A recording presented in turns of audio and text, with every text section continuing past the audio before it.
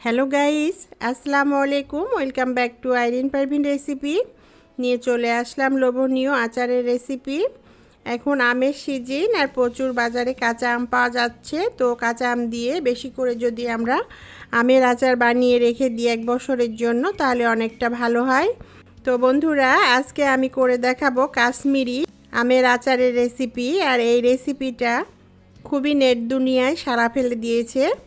তো আমি খুব সহজভাবে এই কাশ্মীরি আচারের রেসিপিটা আপনাদের সাথে শেয়ার করব। আশা করি রেসিপিটা আপনাদের ভালো লাগবে। ভালো লাগলে লাইক, কমেন্ট, শেয়ার করে চ্যানেলটিকে সাপোর্ট করবেন।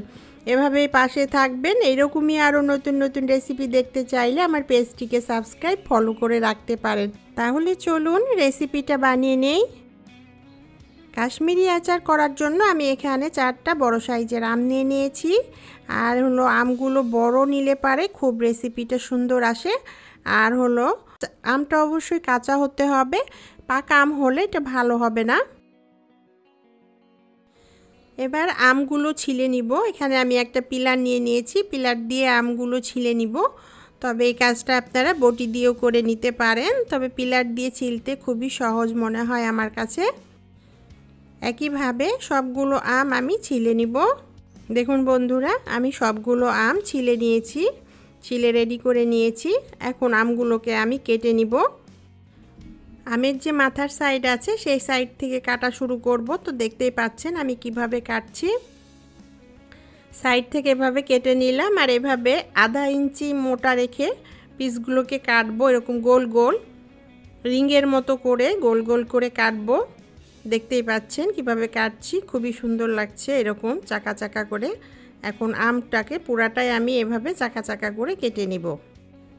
যেসব বন্ধুরা আমার পেজে নতুন আছেন এবং ইউটিউব থেকে, ফেসবুক থেকে দেখছেন, সেই সব বন্ধুদের রিকোয়েস্ট করব একটা সাবস্ক্রাইব, ফলো দিয়ে দেওয়ার জন্য। যেসব বন্ধুরা আগে থেকেই সাবস্ক্রাইব, ফলো দিয়ে রেখেছেন তাদেরকে অসংখ্য ধন্যবাদ। এভাবে সবসময় সাপোর্ট করবেন, পাশে থাকবেন। বেশি বেশি করে শেয়ার করুন ফ্রেন্ডস ফ্যামিলির সাথে। কমেন্টস করে জানান রেসিপিটি আপনার কাছে কেমন লেগেছে। ভালো লাগলে প্লিজ একটা লাইক দিয়ে দিবেন। তো বন্ধুরা, আমি 4টা আমি এভাবে চাকা চাকা করে কেটে নিয়েছি। দেখতেই পাচ্ছেন কিভাবে কেটেছি। আমের চাকা চাকাগুলো দেখতে খুবই সুন্দর লাগছে। এখন এগুলোর মাঝখানে যে আমের আটি বা বড়া বা বীজ যেটাই বলেন না কেন, তো আটিটা আছে যে, এগুলোকে আমি বের করে নিব। তো এভাবে আমি সবগুলো আম থেকে আটিগুলো বের করে নিব। এখন এই আমগুলো আমি একটা গামলায় নিয়ে নিয়েছি। এখানে বেশি করে পানি দিব, দিয়ে এই আমগুলোকে আমি ভালো করে 2-3 বার ধুয়ে নিব। এভাবে ধুয়ে নিলে আমের যে কষটা আছে সেই কষটা বের হয়ে যাবে। আমগুলো আমি ভালো করে ধুয়ে নিয়েছি এবং পানি ঝরিয়ে নিয়েছি। এখন আমগুলোকে আমি একটা এখানে শুকনো কাপড়ের ওপরে ছড়িয়ে দিব, দিয়ে ফ্যানের বাতাসে মেলে দিয়ে রাখবো কিছুক্ষণ। এটার যে পানি আছে এক্সট্রা, সেই পানিটা যেন শুকিয়ে যায়।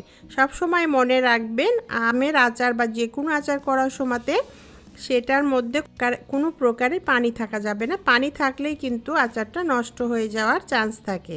তো ওপর থেকে কাপড় দিয়ে আমি একটু উপরের পানিগুলো শুকিয়ে নিব। তো এভাবে শুকিয়ে নিয়ে তারপর ফ্যানের বাতাসে দিয়ে রাখবো কিছু সময়ের জন্য, যেন উপরের পানিটা শুকিয়ে যায়। এক্সট্রা যে পানি ছিল সেটা শুকিয়ে গেছে। এখন আমি একটা গামলাতে নিয়ে নিলাম আমগুলো। আর এখানে এই রকম সুপের বাটির 1 বাটি এখানে চিনি দিয়ে দিলাম। চিনিটা দেওয়ার পর চামচ দিয়ে খুব ভালোভাবে আস্তে আস্তে নেড়ে এটাকে আমের সাথে চিনিটা মিশিয়ে নিতে হবে। আর এভাবে নেড়ে চেড়ে আমটাকে চিনির সাথে মাখিয়ে নিয়ে রাখলে পারে কি হয়, আমগুলো যখন রান্না করব তখন আমগুলো ভেঙে যাবে না বা গলে যাবে না। এইরকম চাকা চাকা আস্ত আস্তই আম থাকবে। তো এটা মাখিয়ে নিলাম, নিয়ে এখন আমি একটা ঢাকনা দিয়ে ঢেকে এটাকে রেস্টে রেখে দিব। এটা যতটা রেস্টে রাখবেন ততটাই ভালো হবে। তো আমি এটা সকালে ভিজিয়ে রেখেছিলাম, তো বিকালবেলায় আমি আচারটা বানাচ্ছি। সকাল থেকে দুপুর টাইমটা আমি এটাকে রেস্টে রেখেছিলাম। বন্ধুরা, রেস্টে রাখার পর আমি ফিরে আসলাম। দেখুন কতটা পানি বের হয়েছে আম থেকে, চিনিটা গলে গেছে একদম। এখন আচারটা বানানোর জন্য একদম রেডি। তো আমি এই চিনি সহ, এই পানি সহ আমটাকে একটা পাতিলায় নিয়ে নিলাম। যে পাতিলায় রান্না করব সেটাই। এবার চুলাতে বসিয়ে দিলাম পাতিলাটা, দিয়ে চুলাটা অন করে দিলাম। আর হলো চুলার আঁচ একদম লো আঁচে দিয়ে এই রেসিপিটা করতে হবে। একদম লো আঁচ করে দিয়ে রেখেছি, দিয়ে এভাবে নেড়ে চেড়ে এটাকে রান্না করব। আমগুলো একদম কচি কচি, বেশি সময় লাগবে না এটা রান্না হতে। তো একটু পরপর এটা একটু নেড়ে দিতে হবে আলতো হাতে। কিছুক্ষণ এটা রান্না করার পর কিছুটা গলে আসলে এখানে 1 চামচ বিট লবণ দিয়ে দিলাম, হাফ চামচ লবণ দিয়ে দিলাম, আর এখানে 2 টেবিল চামচ সিরকা দিয়ে দিলাম। আস্তে আস্তে করে নেড়েচেড়ে এটার সাথে মিশিয়ে দেব। এটা রান্না হোক, এদিকে আমি কিছু শুকনো মরিচ কেটে নিব। তো কয়েকটা শুকনো মরিচ আমি নিয়ে নিয়েছি, আর মাথার দিকে কেটে নিলাম। আর শুকনো মরিচের মাথার দিকে কেটে নেওয়ার পর এটার ভিতরে যে বীজগুলো আছে, দানাগুলো আছে, সেগুলোকে একটু হাত দিয়ে ঘষে ঘষে বের করে নিব। তো এভাবে আমি সবগুলো মরিচের ভিতর থেকে দানাগুলো বের করে নিয়েছি। এখন একটা কেচি দিয়ে এই মরিচগুলোকে একদম জিরি জিরি করে চিকন চিকন করে কেটে নিলাম। কীভাবে কাটছি দেখতেই পাচ্ছেন। তো কেটে রেডি করে নিলাম। তো এখন আমি এই আচারের ওপরে এগুলো অল্প করে ছড়িয়ে দিলাম। এই মরিচটা কালার আসবে, কিন্তু বেশি ঝাল হবে না। তারপর দিয়ে নেড়ে চেড়ে এটার সাথে মিশিয়ে দিয়ে আর কিছুক্ষণ এটাকে রান্না করে নিব।